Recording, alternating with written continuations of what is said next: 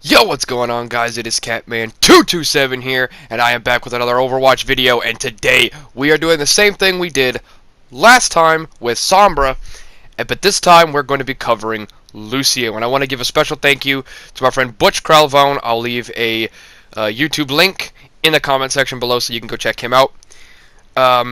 He was the one who actually helped me make the Sombra video and this video, and he's going to be helping me along with all the other ones as well. So I'm going to give a special thank you to you, because I didn't do it in the last video, which I apologize for.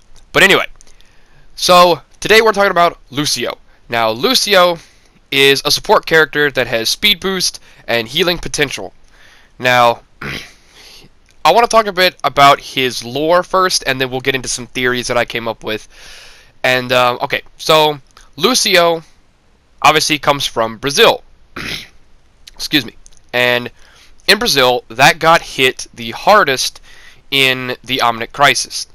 It was one of the countries that got hit the hardest along with Mexico, because I guess they don't really say this, but I'm guessing at that time Mexico and Brazil didn't have very good defense, because obviously, you know, the Numbani, you know, in Africa, they had Omnics to help them fight off the bastions, or whatever you want to call them.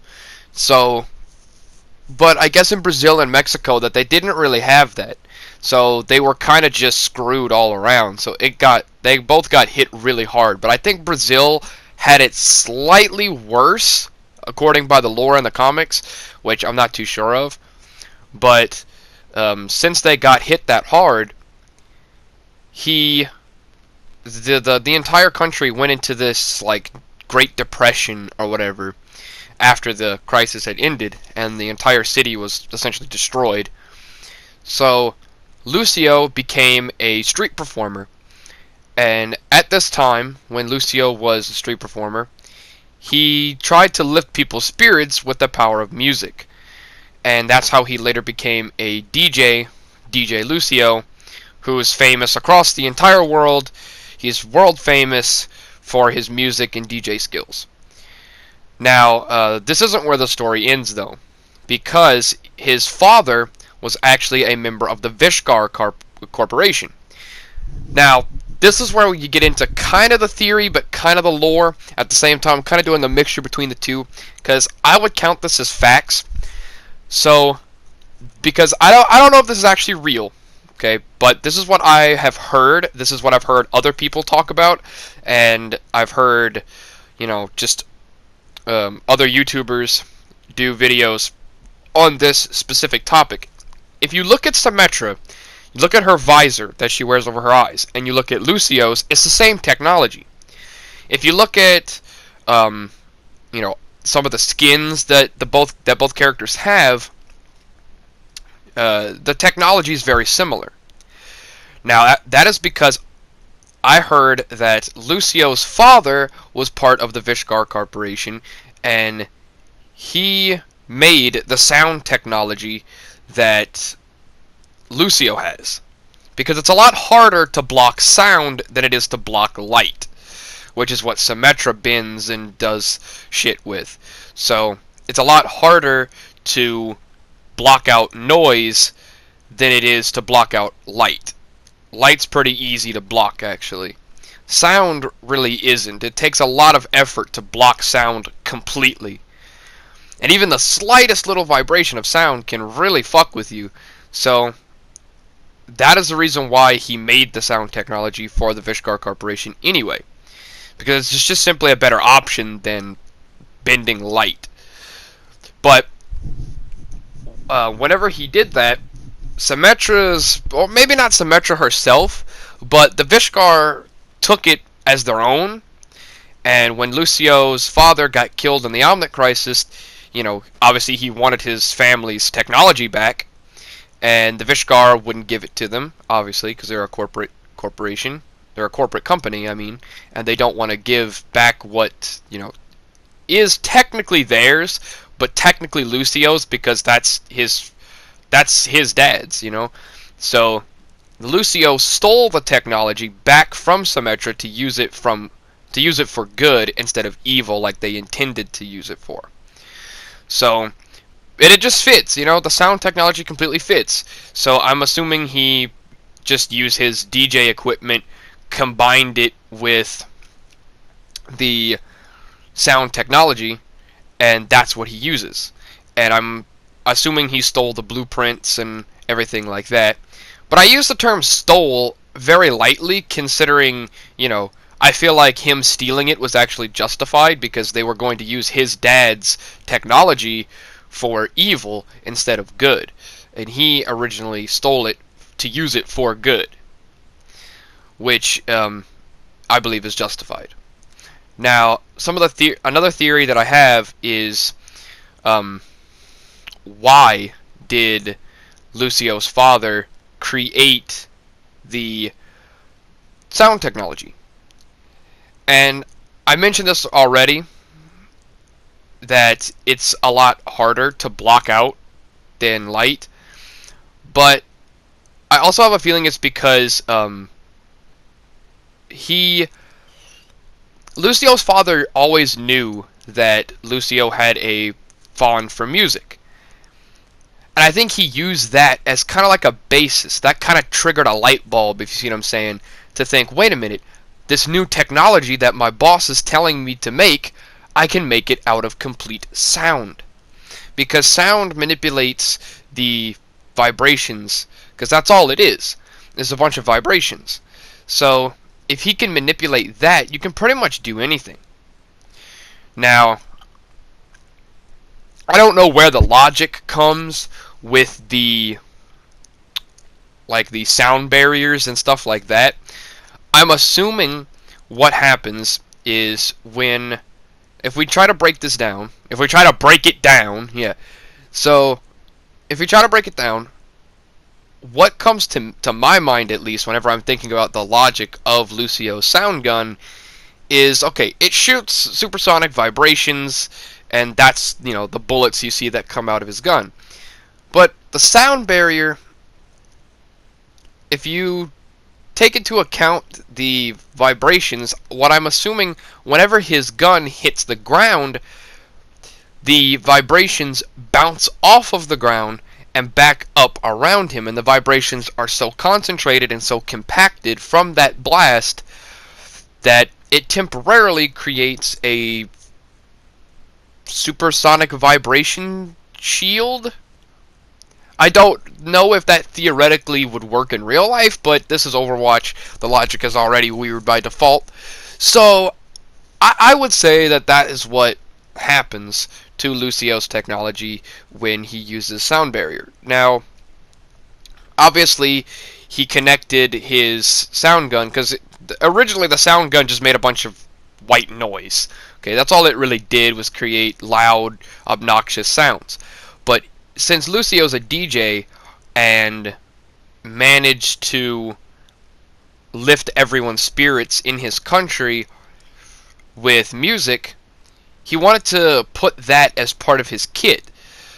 That's why whenever he uses speed boost, he plays that fast, you know, cool beat where it kind of gets everybody amped up now and gets them pumped up. Because I noticed that it's actually a proven fact that if you listen to music, like if you go out just hiking and you're listening to music while you're walking, and it's some kind of fancy uptown beat or whatever, and it's like a really fast beat, you'll actually walk faster to the beat. But if it's a lot slower song, you'll walk a lot slower. It's kind of just that mindset. Like, you get into it, you get in the groove, essentially. I'm making a lot of Lucio references if you can't tell. But, anyway, you get into the motion of listening to these music, or in these sounds, and you kind of just get into the feel of it. And that's, I think, what Lucio's trying to do. He puts on this slow, kind of, not really, like, it's a better, what's the word I'm looking for? It's a better way of looking at it is go to his jazzy skin. You'll notice it's a lot, if you switch to speed boost, it's that, you know, kind of fast pace, really, like, up in the motions type beat. And when you listen to it, it kind of gets you pumped up a little bit. But then there's like this slow, cool jazz music, you know? That would kind of like, it makes you feel good inside. And I think that's what heals you. If you see what I'm saying. It's a little weird how I'm putting this, but it's the best way I can describe it. And Lucio, I don't think Lucio's father intended Lucio to use this technology for himself, but Lucio is considered a hero in the eyes of his country. You know, maybe not to the rest of the world, he's just a popular DJ, but into his own country, he's a hero. Now, another thing I want to get into is back to him and Symmetra. Symmetra, I'm not really sure of. I don't really know too much about Symmetra because she was part of the Vishkar Corporation, and I don't really know too much about that. Not a lot's known to my knowledge, but I don't think anybody knows a lot about her. We know a little bit, but overall, I don't think there's a lot we know because they're very secretive about this kind of stuff. Not Overwatch, not Blizzard, but the Vishkar. They're very secretive about all their stuff. But we'll cover that in a later date. But as for the relationship between the two, if you listen to voice lines, they don't really get along. Like, Symmetra believes that people should be manipulated, controlled, and contained to stop chaos. But Lucio believes that people should be free to make their own decisions, and people should be, they should be free. They shouldn't be locked up in a containment field somewhere. They shouldn't be, manipulated. Which I can kind of see both parts. Like, if we do it let's kind of review over what they're both saying. So Lucio says that people should be free. But when you allow people to be free, they do stupid things. Like in today's society, we're able to do pretty much whatever we want, and we're able to go wherever we want. We can do whatever we want, and we can make our own decisions. But when you do that, you decide whether you want to kill somebody or do evil. You decide whether you want to do good or bad. But when you do it in Symmetra's way, you're containing not only the bad people, but the good people as well. So the good people don't get to live their lives along with the bad people. So you're basically putting the entire world in a prison cell. And the good, the bad, it doesn't matter. Everyone's getting shit. Everyone's, gonna be locked up. But Lucio believes everybody should be free to do whatever they want. So I can see both parts, and both parts do have a great... It's like yin and yang. That's what these two remind me of, the yin and yang. Because they're both very similar, but very different at the same time. And they're constantly going back and forth as to, who should do what, who's right and who's wrong. And they both piss each other off to no end. And another thing that you'll notice, if you play and you listen to the voice lines between Symmetra and all the other characters, you'll notice she's a bit snobby, kind of a fuck you attitude, kind of like a, I don't give a shit about you, get out of my sight, get out of my presence, I'm too high and mighty for you.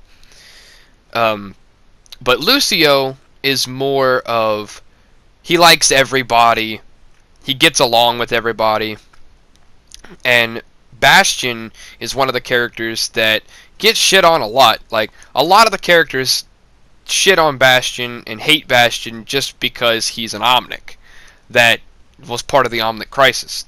He's not a bad Omnic, he's a good Omnic, but he's still an Omnic, and people don't trust Omnics, which I can't necessarily say that I blame them, but it's obvious Bastion's not doing bad things for the sake of being bad. He's he has the mindset of a 5-year-old and doesn't understand a lot of things, and I think that's where his problem comes in.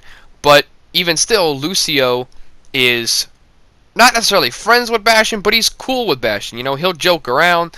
There's one voice line between the two that I really like where Bastion makes some beeping sounds, and then Lucio goes, "Hey Bastion, boop boop boop boop boop boop boop boop." You know, like, and he's joking around. He's having fun. You know, he's not being mean to Bastion. He's just joking around with him.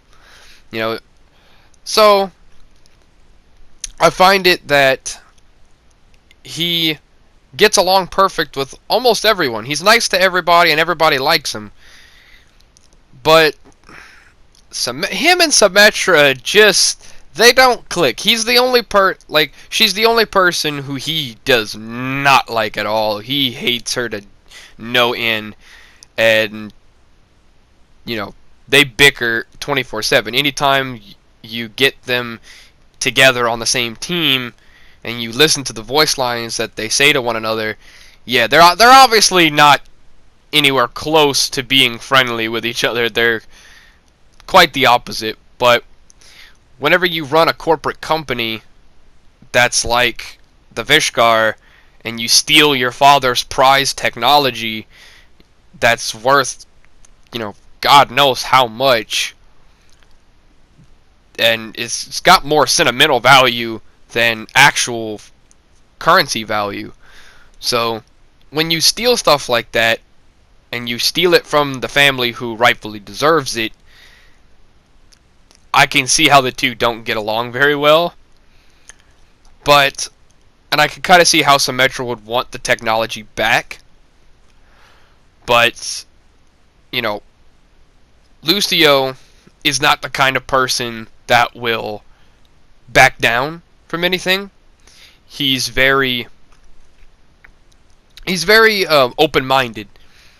He's an open-minded person. He tries to see the good in everybody, but sometimes good doesn't exist in everybody. And you can kind of see that in Doomfist's origin story, where, you know, and Widowmaker's too, where he literally punches his way out of prison, and Widowmaker is a cold-blooded killer to the point where it turned her skin blue. But we'll get into her in a later video. But as for Lucio is also, I feel, kind of confused, because he's not a member of Overwatch. He wasn't part of that whole shadeal, and quite frankly, I don't know where he falls into play with the lore, because if you notice, all the characters seem to interact with each other in some way. Even Reinhardt and D.Va know each other from somewhere. Like, Reinhardt's obviously a huge fan of both Lucio's music and D.Va's, I guess, movies that she's been in. So Reinhardt is a fan of both of them. But they all seem to interact with each other. D.Va and Lucio hint to having a little romance thing going on. But where does Lucio fall into place? And that is a question that I don't think anybody can answer, because with his storyline, he doesn't really have any interaction with any of the other characters besides the fact that he's just a popular DJ. So I don't really understand that, but what I would really like to see is Lucio's cinematic.